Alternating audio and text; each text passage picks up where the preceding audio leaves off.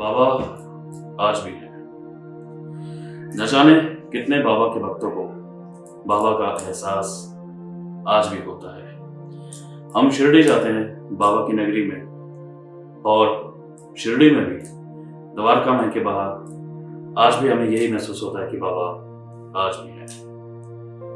तो आज आप सभी भक्तों को मैं ये एहसास करवाने आया हूँ और एहसास दिलाने आया हूँ कि बाबा आज हमारे साथ सच में। और बाबा के भक्तों से आप सभी को मैं रूबरू करवाऊंगा और वो बाबा के भक्त आप सभी को बताएंगे कि उनका एहसास बाबा को लेकर क्या है, क्योंकि जहाँ श्रद्धा और विश्वास वहीं है साईं का वास। जी हाँ, ये एक बाबा की छोटी सी डॉक्यूमेंट्री मूवी जो बाबा की इच्छा और कृपा से हम आप सभी भक्तों के लिए आज लेकर आए हैं, क्योंकि ये वो भक्त हैं जो आज आप सभी को एहसास करवाएंगे बाबा का कि सच में बाबा आज भी है। तो आइए चलते हैं उन भक्तों की तरफ, यानी कि उन भक्तों से रूबरू आप सभी को मैं करवाता हूँ। ओम साईं। जहां श्रद्धा और विश्वास वहीं साईं का वास। सच में बाबा का तो श्रद्धा और सबूरी ये मूल मंत्र है, पेशेंस, फेथ। तो अगर हमारे पास श्रद्धा है, विश्वास है, तो बाबा तो निश्चित ही हमारे साथ हैं। हर एक पल, हर एक क्षण वो हमारी मदद के लिए हमारे पास आते हैं। हम उन्हें पहचान नहीं पाते, बट अगर सच्चे मन से हम उनको बुलाते हैं तो बस उन्हें महसूस करना है, उनका एहसास करना है और बाबा हमारे पास होंगे।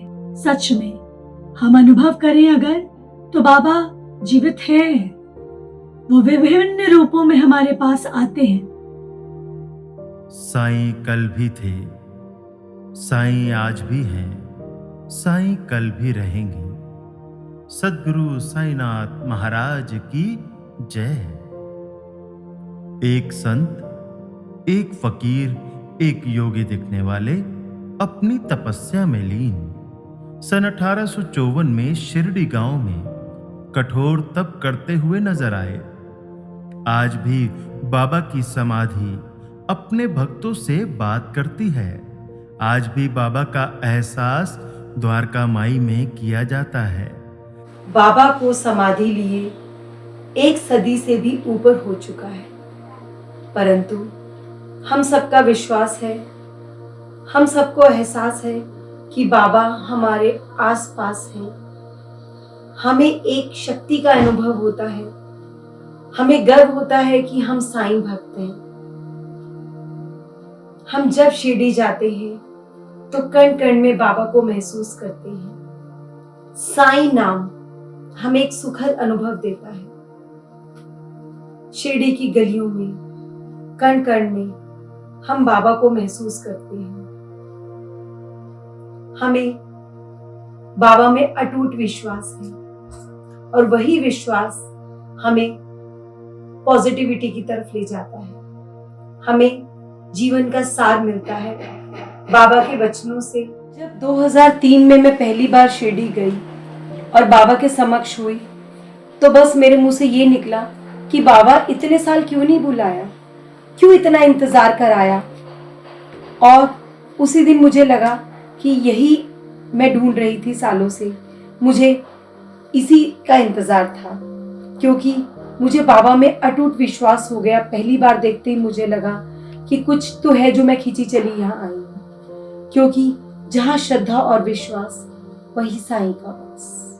मुझे तो जो प्रेम से पुकारता है उसके सम्मुख मैं अवलिंब ही प्रकट हो जाता हूँ। साईं एक प्यारा सा नाम, जिसमें जो प्रेम का प्रतीक है, जो ममता का प्रतीक है, जो अपने भक्तों की सुनता है, जो अपने भक्तों की सारे सवालों का भी उत्तर दे देता है। एक ऐसा नाम, इस नाम को जपने से ही सब कुछ अच्छा लगने लगता है। ऐसा लगता है हमारे मन में जितनी भी महत्वाकांक्षाएं थी, हमारी जितनी भी इच्छाएं थी, जिनको लेकर हम बाबा के समक्ष आए, वो सब पूर्ण हो गई है। बाबा ने सब सुन लिया है। क्या है आखिर, कैसा अनुभव है ये जो हमें बाबा से जोड़े रखता है? दिन रात, सुबह शाम, कोई भी समय ऐसा नहीं जाता हमारा जब हम बाबा का नाम नहीं लेते, हमें बाबा को याद नहीं आते। तो हम कैसे कह सकते हैं कि बाबा हमें छोड़ के चले गए? नहीं, बाबा कहीं नहीं गए। बस कोशिश है तो उन्हें सिर्फ दिल से पुकारने की, मन से उनका नाम लेने की, बाबा की उपस्थिति को अनुभव करने की। यकीन मानिए, बाबा आपके पास ही आपको पाए जाएंगे। आपको लगेगा बाबा आपके समक्ष ही खड़े और आपको आशीर्वाद दे रहे हैं।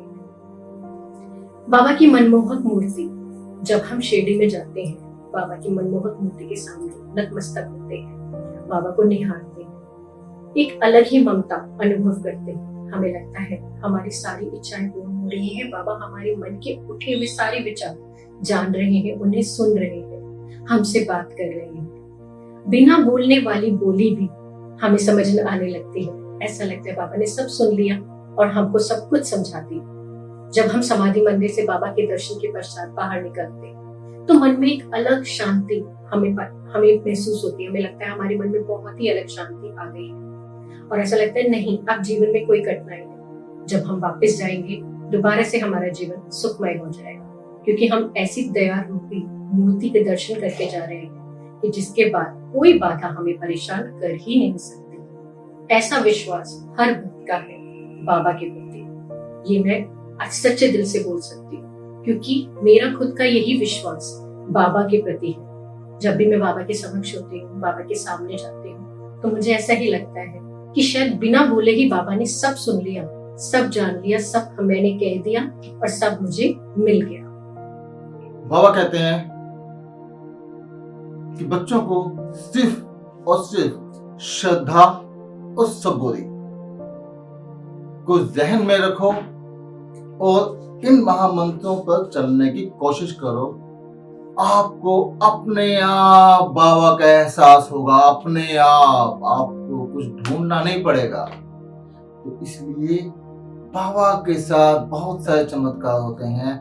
वो तब पॉसिबल है जब आपका एहसास, आपकी श्रद्धा बिल्कुल ठीक हो। कुछ छोट मोट आगे पीछे होने से हम लोग अपनी श्रद्धा को तोड़ देते हैं, कोई फायदा नहीं है। श्रद्धा और सबूरी, बाबा का एहसास तभी हो सकता है। अक्सर ये काम होता है, मेरे साथ भी कई बार ऐसा होता है कि बाबा की तस्वीर, बाबा की पेंटिंग बनाते हुए बाबा का एहसास कर जाते हैं। वो क्षण ऐसा होता है कि हम भूल नहीं सकते। इसलिए बाबा आज भी हमारे बीच में है।